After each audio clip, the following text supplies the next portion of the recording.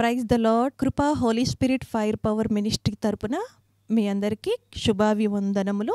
దైవజనుడు గాడ్సన్ గారు దైవ సందేశమును అందించు ఉండగా మీరందరూ విని ఎంతగానో బలపడాలని, ఆత్మీయ మేలులు ఆశీర్వాదాలు పొందుకోవాలని మన ప్రభువుడైన రక్షకుడైన యేసుక్రీస్తు వారి పేరట మేము ప్రార్థిస్తూ ఉన్నాము. Praise the Lord. God bless you to all. Praise the Lord. దేవునికి స్తోత్రం కలుగును గాక. చిన్న ప్రార్థన చేసుకుందాము. మహాపరిశుద్ధుడా, ప్రేమ కలిగిన తండ్రి, గొప్ప దేవ, నీకు వెలకట్టలేని కృతజ్ఞతాస్తుతులు, స్తోత్రాలు, వందనాలు చెల్లిస్తున్నాను తండ్రి. ప్రతి బిడ్డతో కూడా నీవే నేరుగా, సూటిగా, డైరెక్ట్గా, ముఖాముఖిగా మాట్లాడి నీ వాక్యపు శక్తితో ప్రతి బిడ్డను బలపరచండి, స్థిరపరచండి, నిలువబెట్టండి, గొప్ప దీవెనలతో నింపండి. నీ మహిమగల కార్యములను జరిపించమని యేసు పేరుతో ప్రార్థించి దీవెనలను పొందియున్నాము తండ్రి. ఆమెన్. దేవునికి స్తోత్రం కలుగునుగాక. ఈరోజు దేవుడు మనతో మాట్లాడేటువంటి దేవుడి వాక్యపు మాట, దేవుడి స్వరము, దేవుడి మాట ఏంటంటే ప్రియమైన బిడ్డలారా, విశ్వాసం యొక్క లక్షణము, విశ్వాసం యొక్క లక్షణము అనే దాని గురించి పరిశుద్ధాత్మ దేవుడు మనతో మాట్లాడబోతున్నాడు. 2 పేతురు 1వ అధ్యాయం 1వ వచనాన్ని మనం జ్ఞాపకం చేసుకుందాం. యేసుక్రీస్తు దాసుడును అపోస్తలుడైనటువంటి సీమోను పేతురు మన దేవుని యొక్కయు రక్షకుడైన యేసుక్రీస్తు యొక్కయు నీతిని బట్టి, మళ్ళీ మాట నేను మీతో పంచుకుంటున్నాను ప్రియమైన బిడ్డలారా, దేవుని యొక్కయు రక్షకుడైన యేసుక్రీస్తు యొక్క నీతిని బట్టిని. ఈ మాటను మీరు అండర్లైన్ చేసుకోండి. ఈ మాట మన జీవితాలను ఉన్నతమైన దీవెనలోకి తీసుకెళ్తుందండి. ఈ మాట మన జీవితాలను గొప్ప ఆశీర్వాదాలకు తీసుకెళ్తుంది ప్రియమైన బిడ్డలారా. ఈ మాట మరొకసారి నేను మీతో పంచుకోవాలని ఆశ కలిగి ఉన్నానండి. దేవుడి యొక్కయు రక్షకుడైన యేసుక్రీస్తు యొక్కయు, దేవుడి యొక్కయు రక్షకుడైన యేసుక్రీస్తు యొక్క దేవుడు అంటే దేవుడిచ్చే ఒక ఉన్నతమైన ప్రణాళిక కలిగి ఆ దేవాది దేవుడే యేసుక్రీస్తు వారిగా భూమి మీదకి దిగి రావడం. ఎందుకు ఆయన భూమి మీదకి దిగి వచ్చాడు అంటే, ప్రపంచంలో ఉన్నటువంటి ప్రతి బిడ్డను కూడా, ఏ బిడ్డను విడిచిపెట్టకుండా, ఏ బిడ్డను దేవుడు మర్చిపోకుండా ఉండేదానికి, వారందరినీ కూడా తిరిగి రక్షించేదానికి అని రాయబడిందండి. చూడండి, ఈ మాట యేసుక్రీస్తు యొక్క నీతిని బట్టి మన దేవుని యొక్కయు దేవుడి ద్వారానే జరిగేది. అయితే ఆ దేవుడు ఎంచుకున్నటువంటి తీసుకున్నటువంటి మార్గం అనేటువంటి యేసుక్రీస్తు అని రాయబడిందండి. చూడండి, మన దేవుని యొక్కయు రక్షకుడు అయిన ప్రపంచంలో ఏ దేవతకు, ఏ దేవునికి కూడా లేని పేరు రక్షకుడు. ఆ రక్షకుడు అనే పేరు కలిగిన వ్యక్తి ఎవరన్నా ఉన్నారా అంటే ఆయన దేవుడే. రక్షించేవాడే దేవుడు. కాబట్టి యేసుక్రీస్తు కలిగేటువంటి పేర్లలో ఒక అద్భుతమైనటువంటి పేరు ఏంటంటే రక్షకుడైన యేసుక్రీస్తు యొక్కయు. చూడండి, రక్షించేటువంటి దేవుని యొక్క శక్తిని బట్టి ఇక్కడ రాయబడింది. రక్షకుడైన యేసుక్రీస్తు యొక్కయు అంటే ఆయన మాత్రమే రక్షించగలుగుతాడు కాబట్టి అని రాయబడింది. ఆయన నీతిని బట్టి దేవుడు అనే మాటలో ఉన్న ప్రత్యేకత ఏంటంటే నీతిమంతుడు, శక్తివంతుడు, బలవంతుడు, రక్షించుటకు సమర్థుడు, ప్రపంచంలో ఏ బిడ్డను కూడా విడిచిపెట్టేటువంటి వ్యక్తి కాదు అని అర్థం అండి. అందుకే నీతిని బట్టి ప్రపంచంలో అనేకులు కొందరు మాత్రమే ప్రేమిస్తారు, కొందరిని విడిచిపెడతారు, కొందరు మాత్రమే గౌరవిస్తారు, కొందరిని విడిచిపెట్టరు. వారి కన్నులకు లేదా తృణీకరించిన వారిగా, పేదవారిగా, మతపరమైన వారిగా, లేమివారిగా, తగ్గు జాతి కులానికి చెందిన వారిగా, హెచ్చుగలిగిన వారిగా, ఇలా ప్రపంచంలో ప్రతి వారు కూడా చూస్తూ ఉంటారండి. కానీ యేసుక్రీస్తు అలా చూచే దేవుడు కాదు. అందుకే దేవుని వాక్యం చెప్తుంది, తన నీతిని బట్టి ప్రపంచంలో ఉన్న ప్రతి బిడ్డ యొక్క పాపాలను ఆయన మీద వేసుకొని ప్రతి బిడ్డను వారి పాపముల నుంచి విడిపించుటకు ఆకాశములు పట్టినటువంటి దేవుడు మన మధ్యకు దిగి వచ్చి కలువరి సిలువలో ప్రాణం పెట్టి చనిపోయి తిరిగి లేచి ఆదాము అవ్వ నుంచి పుట్టినటువంటి ప్రతి విధమైనటువంటి వ్యక్తిని, ఆ యొక్క పాపపు శాపముతో నింపబడిన ప్రతి బిడ్డని రక్షించే దేవుడు కాబట్టే రక్షకుడు అని రాయబడిందండి. చూడండి, ఆ రక్షకుడి యొక్క నీతిని బట్టి మా వలె అమూల్యమైన విశ్వాసమును పొందిన వారికి శుభమని చెప్పి వ్రాయినది. ఈ మాట కూడా మీరు చాలా జాగ్రత్తగా అండర్లైన్ చేసుకోండి. ఎందుకు అండర్లైన్ చేసుకోమనంటే మీకు జీవితకాలం అంతా గుర్తుండాలా. ఇక్కడ అపోస్తలుడైనటువంటి పేతురు ఏమంటున్నాడంటే, దేవుని బిడ్డలారా, మా వలె అమూల్యమైన విశ్వాసము పొందిన వారికి శుభమని చెప్పి అని రాయబడింది. మా వలె అంటే వీళ్ళు ఒకప్పుడు ఏం చేశారంట? మా వలె అంటే విశ్వాసము లేని వారిగా ఉన్నారు. తమ జీవితాలలో ఏ విధంగా ఉన్నాయంటే దేవుని బిడ్డలారా, చేపలు పట్టుకునేటువంటి వాళ్ళండి. చేపలు పట్టుకునేటువంటి వాళ్ళు, ఆ చేపలు పట్టుకునేటువంటి వారిని దేవుడు పిలిచినప్పుడు, వారి దేవుడి మాటకు లోబడి ఆయన వెంబడించినప్పుడు, ఆయన మార్గములో నడిచినప్పుడు, ప్రియ దేవుని బిడ్డలారా, ఒక అద్భుతమైన మాట చెప్తాను చూడండి. ప్రపంచాన్ని తలకిందులు చేసేటువంటి సేవకుడిగా, అపోస్తులుగా, శిష్యులుగా, దేవుని ప్రవక్తలుగా వారిని దేవుడు తయారు చేశాడని ప్రభువు అయిన యేసుక్రీస్తు పేరుతో మీకు నేను ప్రకటిస్తున్నానండి. ఎందుకంటే యోగ్యత లేని వారిని, ఎందుకు పనికిరాని వారిని, చేపలు పట్టుకున్న వారిని దేవుడు ఏం చేశాడంట? ప్రపంచానికి సువార్త ప్రకటించేటువంటి వారిగా, దేవుని ప్రవక్తలుగా, యేసుక్రీస్తుకు శిష్యులుగా చేశారు. కాబట్టి కేవలము మేము ఆయన విశ్వసించాము కాబట్టి మా జీవితాలు మార్చబడ్డాయి. ఈరోజు మీరు చదువుతున్నటువంటి లేఖన భాగాలు దేవుడి ఆత్మతో మేము నింపబడి, దేవుడు మా నోట పెట్టిన మాటలు అవి జీవము గల మాటలు, శక్తి గల మాటలు మా జీవితాలను మార్చివేశాయి, మా స్థితిగతులను మార్చివేశాయి. మేము బ్రతికిన దినములలో అనేకులని పాపము నుంచి బయటికి తీసుకొచ్చాము. కేవలం ఇది ఎలా జరిగిందంటే, దేవునికి మేము లోబడ్డాం కాబట్టి, మా జీవితాలు దేవునికి అప్పగించుకున్నాం కాబట్టి మా జీవితాలను దేవుడు మార్చివేశాడు. చేపలు పట్టేటువంటి మా జీవితాలని మనుషులు పట్టేటువంటి జాలరుగా మార్చాడు. మా జీవితంలో మేము అనేకులు దేవుడి వైపు తిప్పాము. మన బ్రతుకులు ధన్యకరమైన బ్రతుకులుగా మార్చబడ్డాయి.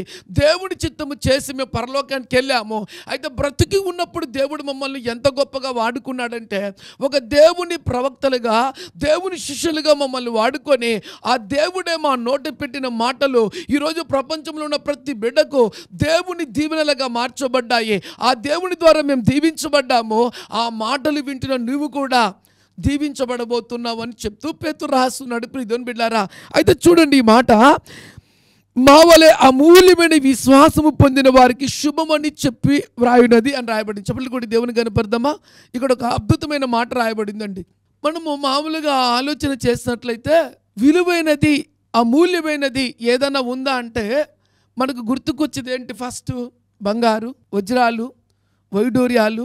సో ఇంకా మాట చెప్పాలంటే ఈ లోక సంబంధమైన వాటిలో కొన్ని వాటిని మనము విలువైన వాటిగా చూస్తూ ఉంటామండి. అయితే ఇప్పుడు దేవుని బిడ్డలారా, ఈ అపోస్తలుడైనటువంటి పౌలు ఇక్కడ అవన్నీ కూడా పెట్టలేదండి.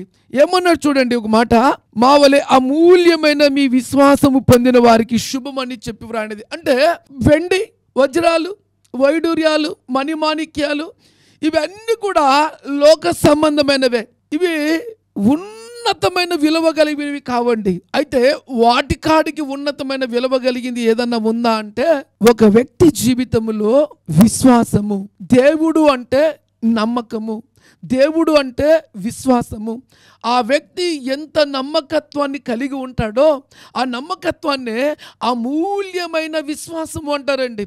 అమూల్యమైందంటే దానికి చాటి లేనిది, దాన్ని వెలపెట్టి కొనలేనిది, అది ఎంతో అమూల్యమైనది, అది ఎంతో ఘనమైనది, అది ఎంతో శక్తివంతమైనది, అది దేవుని ఆనుకొని ఉండేది. నిజంగా చాలా గ్రేట్ అయినటువంటి మాట అండి.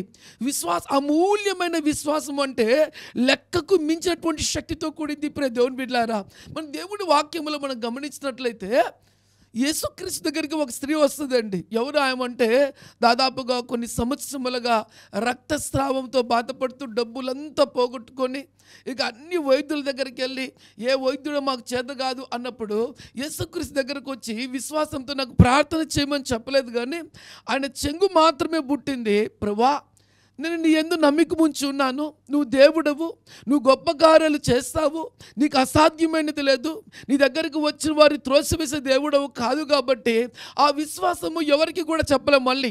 మళ్ళీ చెప్తున్నా చూడండి, విశ్వాసము అనేది నీ ఆత్మలో, నీ హృదయములో కలిగే ఒక గొప్ప అద్భుతమైనటువంటి కార్యం అండి. ఆ తల్లి ఏమనుకుంది తెలుసా? యేసుక్రీస్తుకు చెంగు మాత్రము ముట్టితే నా రక్త ధార ఆగిపోతుందని నమ్మిందండి. ఆ విశ్వాసంతో వెళ్ళి ఎవరిని తాకిందంటే యేసుక్రీస్తు యొక్క చెంగును మాత్రమే తాకిందండి.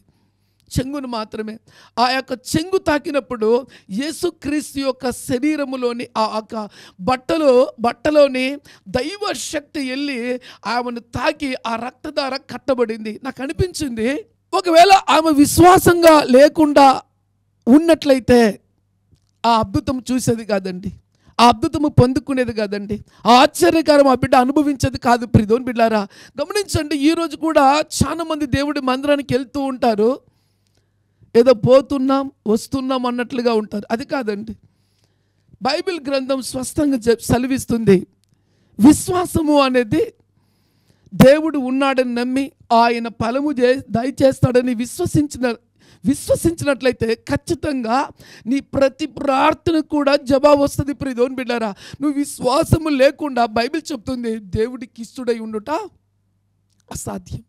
అసాధ్యం.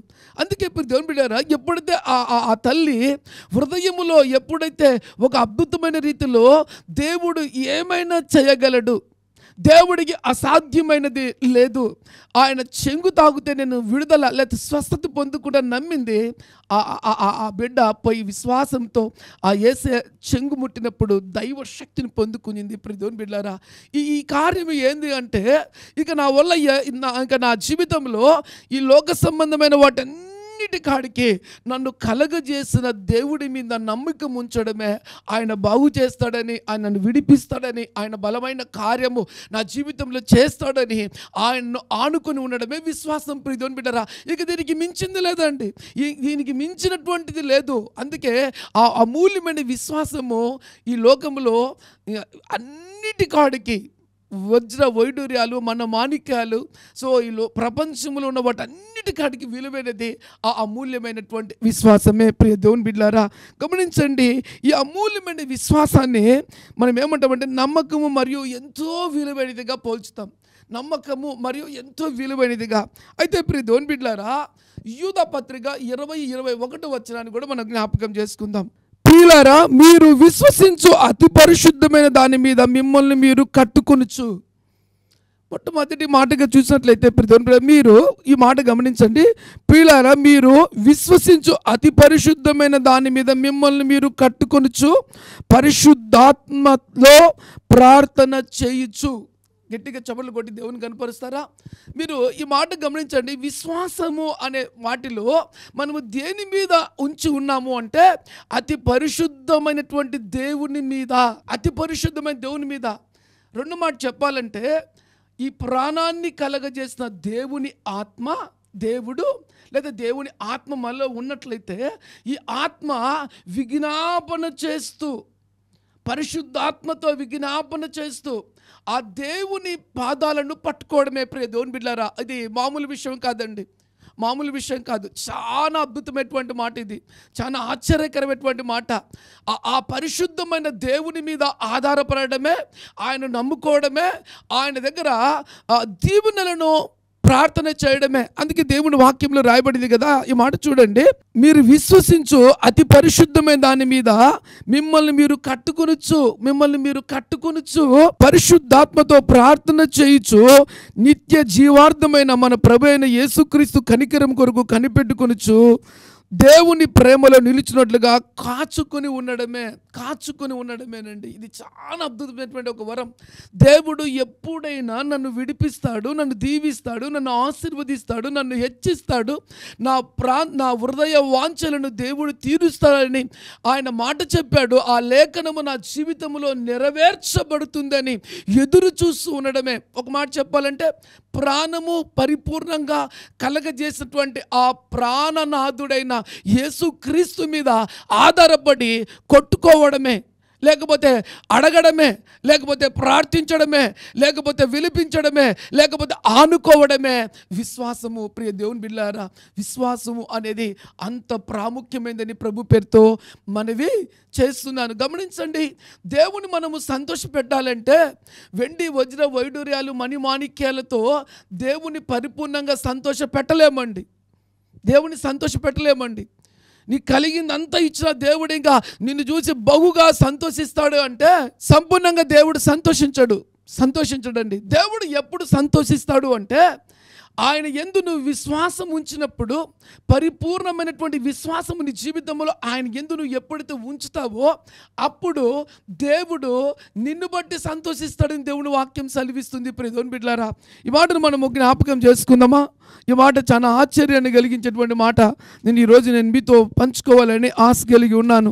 ఏంటి ఈ మాట? హెబ్రీయులకు రాసిన పత్రిక 11వ అధ్యాయం 6వ వచనం, విశ్వాసము లేకుండా దేవుడికి ఇష్టడై ఉండుట అసాధ్యము. అంటే దేవుడు నువ్వు ఇచ్చే వాటన్నిటి కాడికి ఎక్కువ కోరుకునేది నీ నుంచి ఏది దేవుడు ఎక్స్పెక్ట్ చేస్తున్నాడంటే, నన్ను ఎంతగా నమ్ముతున్నారు, నాకు ఎంతగా నన్ను లోబడుతున్నారు, నాకు ఎంతగా నన్ను వారి జీవితంలో మొదటి స్థానం ఇచ్చారు.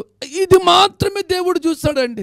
దేవుడు నువ్వు ఎప్పుడు సంపూర్ణంగా సంతోషపెట్టగలవు, దేవుడికి ఇష్టంగా నువ్వు ఎప్పుడు ఉండగలవు, దేవుడు నీలో దేని చూసి ఇష్టంగా ఉంటాడంటే దేవుని వాక్యం చెప్తుంది. ప్రియ దేవుని బిడ్డలారా, విశ్వాసము లేకుండా దేవునికి ఇష్టడై ఉండుట అసాధ్యము. ఇక భూమి మీద పుట్టినటువంటి ప్రతి బిడ్డ, అందులో క్రైస్తవులమైన మనము, యేసు నమ్ముకున్న మనము, మన జీవిత కాలమంతా కూడా నిజంగా దేవుని వాక్యం చెప్తుంది, ఆయనకి ఇష్టలుగా మనం ఎప్పుడుగా మార్చబెడతాము అంటే, ఆయనకు సంతోషాన్ని కలిగించే వ్యక్తులుగా మనం ఎప్పుడు మార్చబెడతామంటే విశ్వాసము. దేవుడు నీలో కోరుకునేది, నువ్వు పుట్టిన తర్వాత నీ జీవితంలో ఎన్నో రకరకాల విపత్తులు, రకరకాల పరిస్థితులు దేవుడు నీ జీవితంలోకి అనుమతించాడు. నాకు అనిపించింది, ఇవన్నీ నాకెందుకు ప్రభువా, నేను నమ్ముకున్నాగా, ఇక హ్యాపీగా జీవించి ఇక నీ దగ్గరికి రావచ్చు కదా అంటే, అలా జీవించి ఆయన దగ్గరికి తీసుకెళ్ళడానికి నేను పుట్టించుకోలే. అలా పుట్టించుకోవడానికి నువ్వెందుకు దేవునికి? రెండో మాట చెప్పమంటావా? నీ ద్వారా దేవుడి నామానికి మహిమ కలగాలని నిన్ను పుట్టించుకున్నాడు. గట్టిగా చెప్పలు కూడా దేవుని కనపరుస్తారా?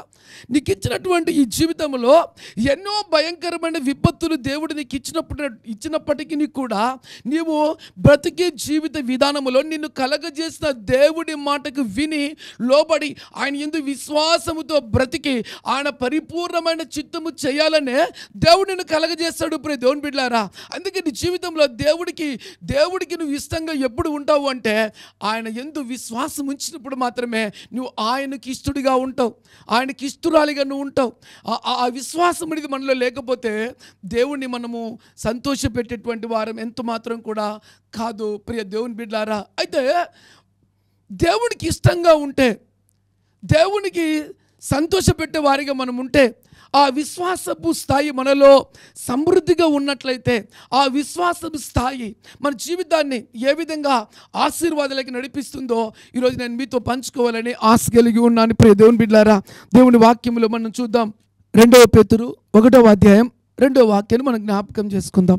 తన మహిమను బట్టి, తన గుణాతిశయములను బట్టి మనల్ని పిలిచిన వాని గూర్చిన అనుభవ జ్ఞానము మూలంగా ఆయన దైవశక్తి, జీవమునకు భక్తికి కావలసిన వాటన్నిటినీ మనకు దయచేయుచున్నందున అని రాయబడిందండి. ఈ మాట గమనించండి ప్రియ దేవుని బిడ్డలారా.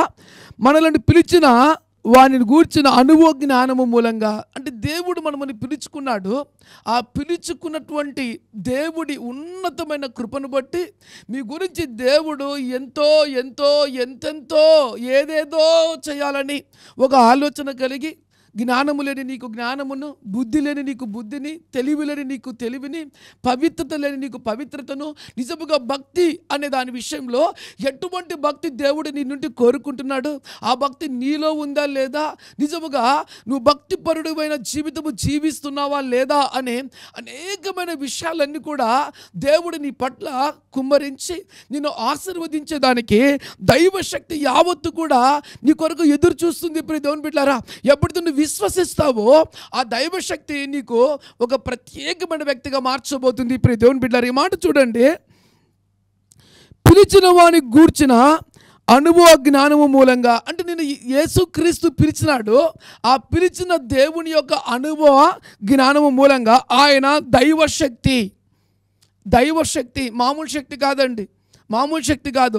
మనం ఎప్పుడైతే విశ్వసించి యేసుని హృదయములో చేర్చుకుని జీవిస్తామో, నీ జీవితంలో గుర్తుపెట్టుకో, నీతో దైవశక్తి ఉంటుందండి, నీతో దైవశక్తి ఉంటుంది.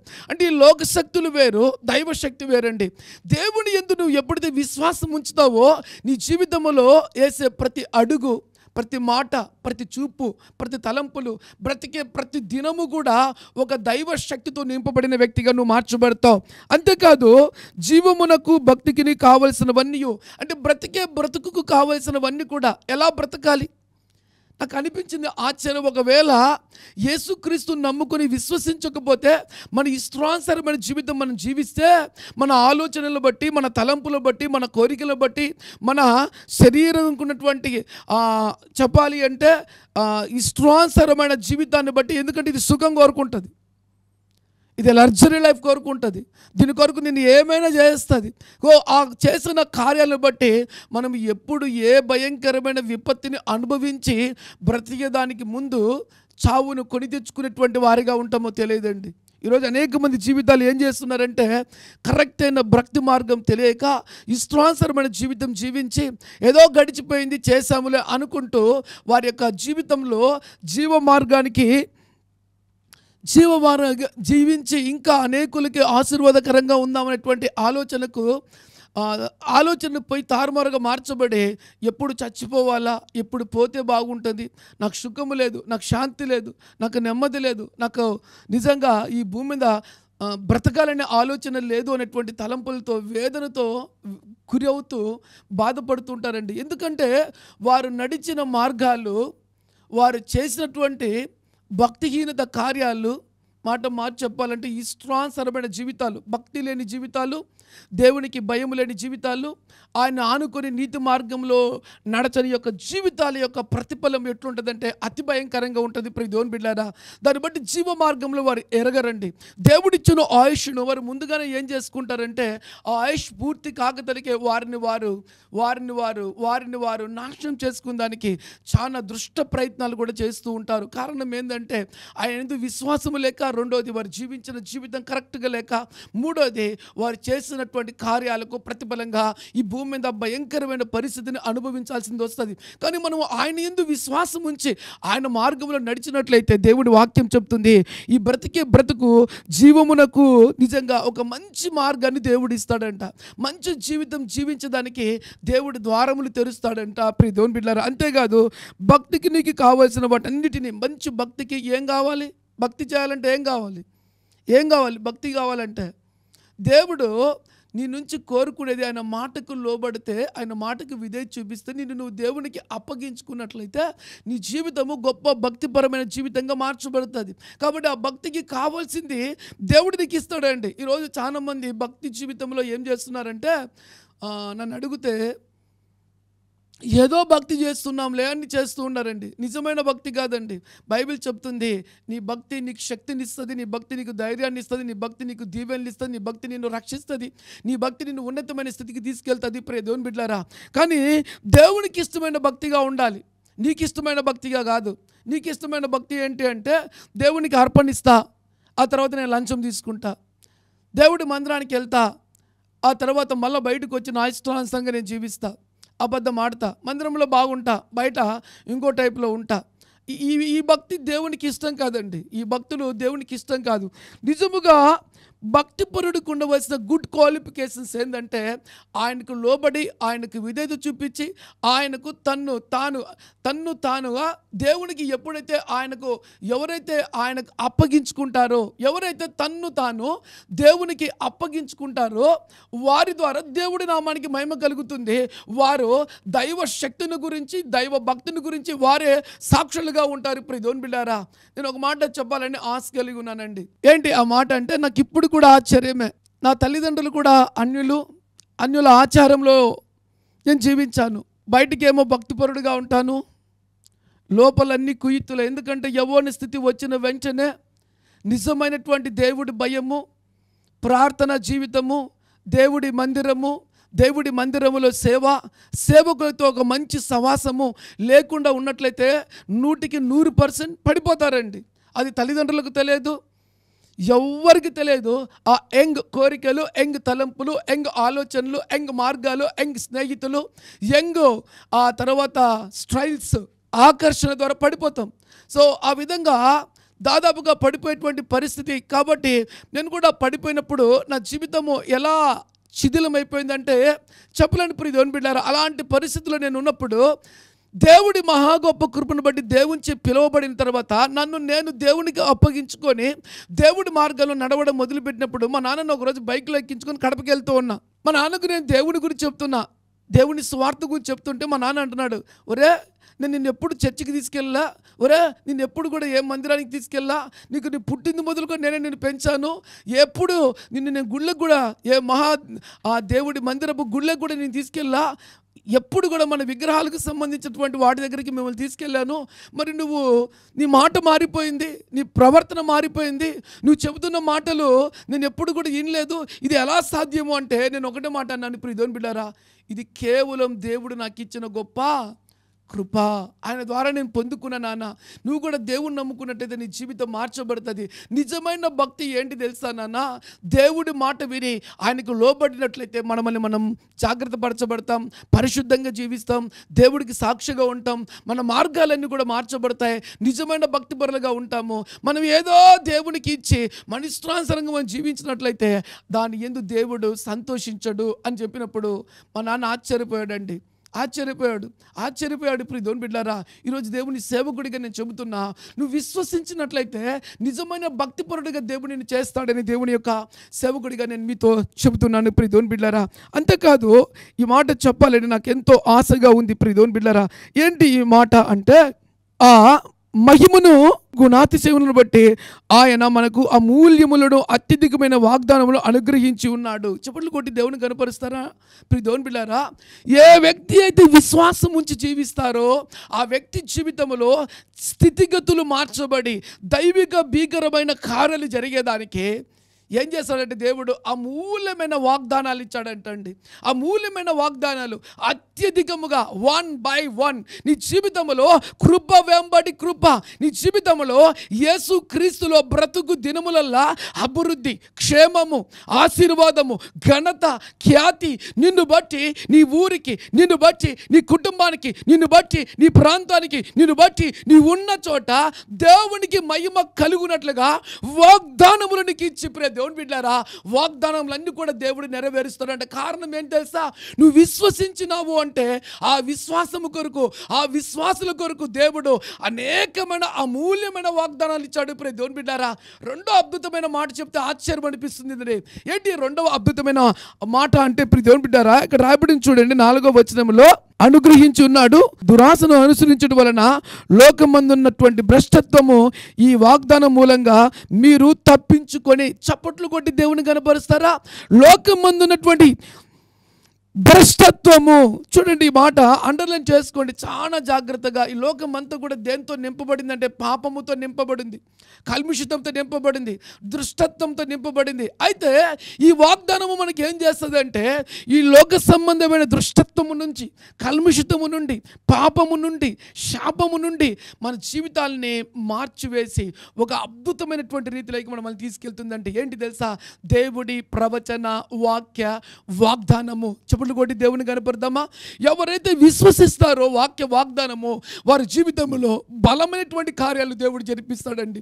విశ్వాసం అనేది లేనిది ఉన్నట్లుగా నువ్వు నమ్మి దేవుడు అది నా జీవితంలో చేస్తాడని ఆత్మలో విశ్వసించి దాని వైపు చూస్తూ దాన్ని నమ్మడమే విశ్వాసము ప్రియ దేవుని బిడ్డలారా. ఆ విశ్వాసము శక్తి నీలో ఉన్నప్పుడు దైవ భీకరమైన కార్యాలు నీ జీవితంలో జరుగుతాయని ప్రభు పేరుతో మనవి చేస్తున్నానండి. విశ్వాసం ఉన్న వారి జీవితాలలో బలమైన కార్యాలు, అవిశ్వాసము కలిగినటువంటి వారి జీవితాల్లో ఏ బలమైన కార్యాలు కూడా దేవుడు చేయడు. అందులో వారి హృదయములో వాక్యము లేదు కాబట్టి వారి జీవితాలు పుట్టినాము, తిన్నాము, పెరిగినాము, ఇంకా అయిపోయింది. అది కాదు కదా. నీ ద్వారా దేవుడి ఉన్నతమైన ప్రణాళిక పూర్తి కావాలి. దేవుడు నిన్ను ఎందుకు పిలుచుకున్నాడు? దేవుడు నిన్ను ఎందుకు తన రక్తముతో రక్షించుకున్నాడు? దేవుడు నీ పట్ల ఎన్ని ఆలోచనలు ప్రణాళికలు కలిగి ఉన్నాడు. దాన్ని యోచించినట్లయితే దేవుని బిడ్డలారా నీ జీవితము ఎంతో దీవెనకరంగా ఉంటుంది. కళ్ళు మూసుకుందామా, ప్రార్థన చేసుకుందాం. మహాపరిశుద్ధుడా, ప్రేమ కలిగిన తండ్రి, గొప్ప దేవా, నీకు వెలకట్టలేని కృతజ్ఞతాస్తుతులు, స్తోత్రాలు, వందనాలు చెల్లిస్తున్నాను. ఈ వాక్యం విన్న ప్రతి బిడ్డ జీవితంలో పరిశుద్ధాత్మ అగ్ని దిగి వచ్చినట్లుగా సహాయం చేయండి నాయన. బలమైన గొప్ప కార్యాలు ప్రతి బిడ్డ జీవితంలో జరిపించండి నాయన. విశ్వాసపు శక్తితో ప్రతి బిడ్డ నింపబడాలి నాయన. లేనివి ఉన్నట్లుగా వారు చూడాలి నాయన. అవి దేవుడు చేస్తాడని వారి హృదయంలో తండ్రి దృఢమైన తండ్రి విశ్వాసము, నమ్మకము పుట్టినట్లుగా సహాయం చేయండి. అందులో తండ్రి భీకరమైన కార్యాలు నీ నామ మహిమ ఘనత కొరకు నాయన నిజమైన భక్తి పరులుగా నిలబెట్టండి. ఆ భక్తికి కావలసిన శక్తిని దయచేయండి. నీ బిడ్డల జీవితమే ఒక శక్తిగా నాయన, దేవుని కొరకు ఒక సాక్షిగా నాయన, ఒక భక్తి పరులుగా నాయన తండ్రి, ఒక విశ్వాసము ద్వారా నీ బిడ్డలు ఏమి పొందుకున్నారో అది ఈ తరమే కాదు తరువాత తరానికి కూడా చూపించినట్లుగా నా తండ్రి బలమైన నీ అభిషేకం ప్రతి బిడ్డ మీదకి కూడా దయచేయండి నాయన. విశ్వాసంలో ఎవరైనా బలహీనంగా ఉన్నట్లయితే నాయన వారి బలహీనతను తొలగించండి నా తండ్రి. నాయనా నీ పాద సన్నిధిలో మోకాలు వేసిన ప్రతి బిడ్డ జీవితంలో నాయన బలమైన కార్యములు జరిపించండి నాయన. చేపలు పట్టే వారిని మనుషులు పట్టే జాలరుగా మార్చిన దేవుడు, కేవలం నీ కృపను బట్టి నీ నీతిని బట్టి నాయన ఈ వాక్యం విన్న ప్రతి బిడ్డ జీవితంలో నాయన గొప్ప కార్యములను జరిపించమని ప్రార్థన చేస్తున్నాం. నీ శాంతిని అనుగ్రహించండి, నీ సమాధానమును అనుగ్రహించండి, నీ దీవెనలు అనుగ్రహించండి. కొదవలు కొరతలు యావత్తు కూడా తీర్చండి నాయన. అనారోగ్యంతో ఉన్న ప్రతి బిడ్డని మీరు తాకి బాగు చేయండి నాయన. అద్భుతముల కొరకు ఎదురు చూసిన ప్రతి బిడ్డ జీవితంలో అద్భుతములు జరిపించండి నాయన. వారి విశ్వాసము కన్నులు తెరవబడాలి నాయన. లేనివి ఉన్నట్లుగా వారు తండ్రి దేవుని సన్నిధిలో మరపెట్టినప్పుడు కొదవలు తీర్చబడాలి, కొరతలు తీర్చబడాలి, లేమి తీర్చబడాలి, ఆశీర్వాదాలు దిగి రావాలి, విడుదల కలగాలి, స్వస్థత కలగాలి, అద్భుతాలు కలగాలి నాయన. ఇదిగో మా దేవుని యందు విశ్వాసం ఉంచి ఇవన్నీ కూడా మేము పొందుకున్నాము, మా దేవుడు మాకిచ్చాడని నీ బిడ్డలు చెప్పుకునే విధంగా ప్రభా బలమైన పరిశుద్ధాత్మ కార్యములు ప్రతి బిడ్డలో జరిపించమని యేసు పేరుతో ప్రార్థించి దీవెనలను పొంది ఉన్నాము తండ్రి. ఆమెన్. God bless you. దేవుడు మిమ్మల్ని అందరినీ దీవించునుగాక. ఆమెన్.